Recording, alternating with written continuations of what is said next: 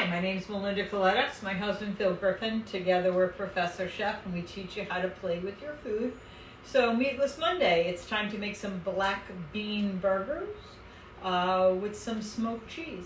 All right, so we're going to do the smoking first so we can get more flavor into the cheese. All right. All right. You know how to do this? I hope so. All right. So in here we have shredded cheddar cheese. Shredded cheddar. And in here we're going to insert the little hose into the bag. We're using something called the smoking gun.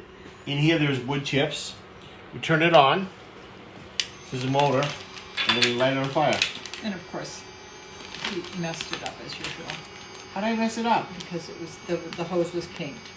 So we're closing the bag and we're trying to keep as much of the smoke in. I think we're good. Okay. Oh yeah, baby. All right. We're smoking. So we are smoking. So I'm just going to kind of shake this up.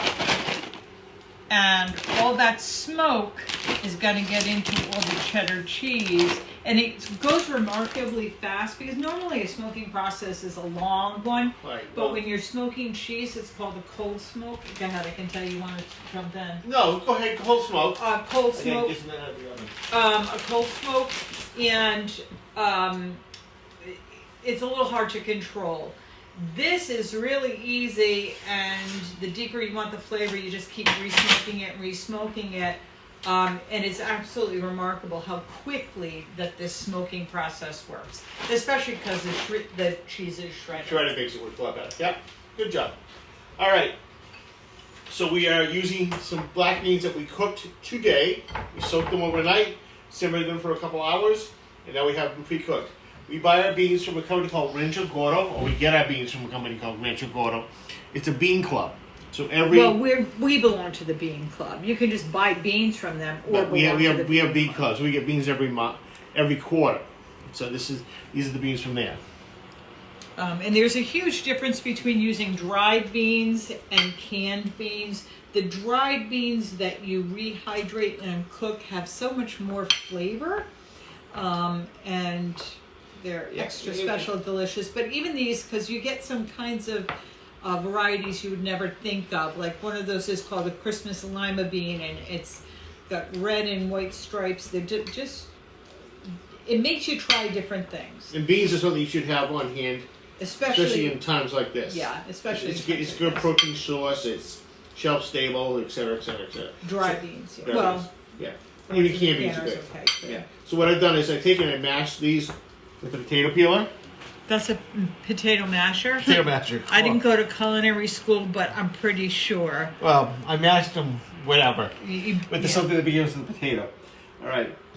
And we mash them like that because we don't want them broken up puree. We want them somewhat chunky. Yeah, we still want some of that texture in there. So in here we have some onion that I ran through the food processor. Or you could grate it on a box grater, but we want it quick or fine dice. I'm not going to add all of it. I'm going to add about half of that to that. That's probably good. The recipe is in the event posting under details. So we're going to add some breadcrumb. These are seasoned breadcrumbs. Going to add 1 egg.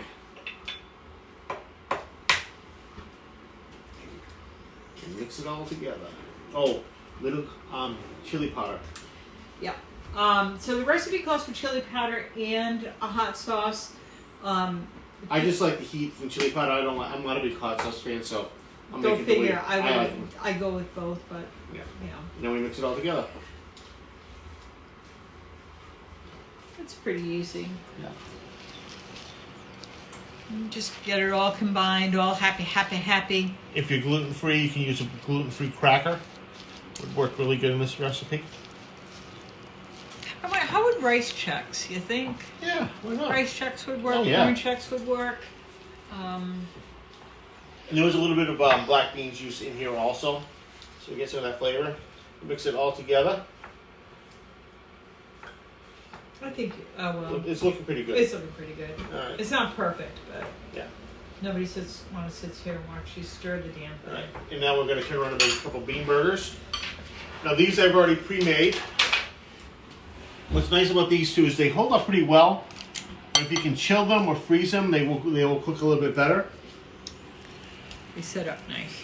But you see how we still have the chunks of the black beans in there. And I'm making miniature burgers so they can go on some sliders. We have sliders. Of course, we don't have them because our grocery delivery hasn't showed up I yet. gotta wash my hands. Is that okay with you? Please do. So we're trying a grocery delivery service. We put the order in 5 days ago. We're still waiting. 1 canola, 2 olive oil. Take them and put them in the pan. Always put them in away from yourself. So what he means by that is he's putting the burger in, and then it's away from yourself is where the backsplash would be, or the back of your stove would be. So if you drop it, the oil's going to splatter all over the back of the stove, not you. Okay, so we'll let those brown. We had some pre-made burgers. You put the broil on, please. Yep. So these are ones I made up a little bit earlier. We can probably get a little bit more smoke out of this, but we'll do some right now. Ooh, baby. It's good to leave it in there for about 5 to 10 minutes. It doesn't take a long time. And we're using cheddar. You could use Gouda or whatever your favorite cheese is. Yeah. It doesn't matter. But this smoking gun is kind of cool. So you can get this on Amazon. They're about 150. I saw a couple other versions today for like under 100. This is the one we really like. So put this in the oven and brown the cheese up. And the only thing is you just have to put a battery in it, and it has it comes with a selection of smoking woods, but they're little tiny chips. You just put that in the little receptacle and turn it on. You saw how easy that was, but this is the brand that we use. Because we didn't touch these, now I should be able to go in there and flip them. They should have a nice brown color to them. I think that's one of the things that a home cook misses a lot is they want to fuss with stuff. They want to move it. They want to keep turning the burger over and over. No, just let it be, and it will get that caramelization. Now, because I have the oven on, what I can do is I can actually put these in the oven and the other side will brown up without a problem. I would like frying these burgers versus putting them on a grill. You put them on a grill, they might fall apart a little bit because you get the breadcrumb and the egg in there Yeah. pulled together. These are definitely better as a pan fried item. All right. So we're gonna swap these out. Put that back in the Put in the oven. in the oven.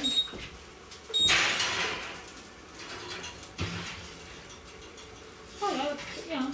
It's much too bad. Yeah, we've done a couple extra seconds, but anyway, you get the idea here. We got the burgers.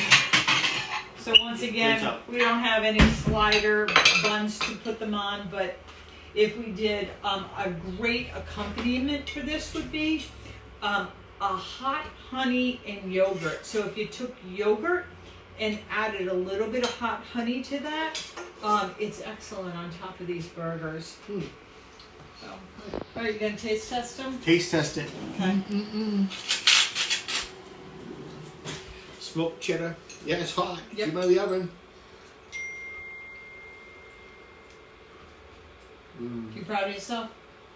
Okay. All right, wonderful. So now tomorrow, let me get my list. So let's see what the rest Tomorrow is chocolate mousse. We're going to make chocolate mousse and something called an ISI whipper. If you've been following along with us during this pandemic series, we have a little machine that makes whipped cream, which is kind of cool. We did, I think, for the first time with Staples. Yep. A couple weeks ago. And on Wednesday, we're going to do a mini Kahlua butterscotch cheesecake with a ginger snap crust. The cream cheese comes in. And it's going to be in a mini mason jar, and we cook that sous vide style. If you don't know what it is, look it up. On Thursday, we're going to do something from our Game of Thrones menu called Bloody Raven's Wings.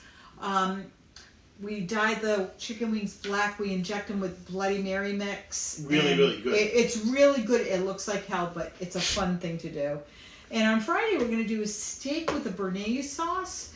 I don't know, maybe just hollandaise sauce. All right. Well, anyway, we're going to cook the steak sous vide style, and we're going to make date night potatoes, and we'll figure out if it's Béarnaise or hollandaise, but whatever it is, it is.